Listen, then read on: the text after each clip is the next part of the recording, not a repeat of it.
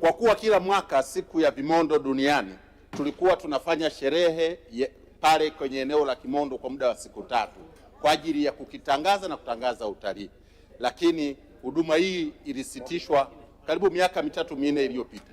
Je, ni lini serikali sasa itarudisha utaratibu ule wa kusherekea siku ya vimondo duniani ili kuweza kutangaza utalii wa kusini? Mheshimiwa Waziri, majibu.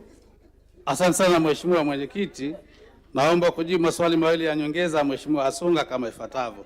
Kabla ya kujibu Mheshimiwa Mwenyekiti, naomba uniruhusu nimpongeze sana kwa namna alivyokuwa anafuatilia swala hili la fidia pale Mbozi, tena kwa hekima na busara ya hali ya juu.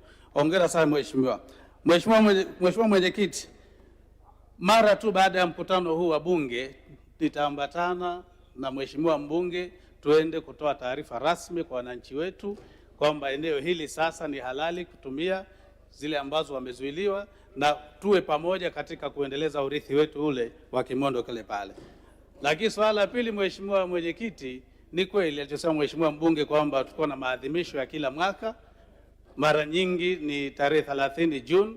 Naomba nimhakikishie Mheshimiwa mbunge kwamba swala lile la maadhimisho litaendelea, na mwaka huu wa fedha tarehe 30 mwezi wa 6, mimi na yeye na wananchi, naomba awaambie wananchi wenzetu kwamba tutakuweko huko kwa ajili ya maadhimisho hayo. Asante sana Mheshimiwa Mwenyekiti.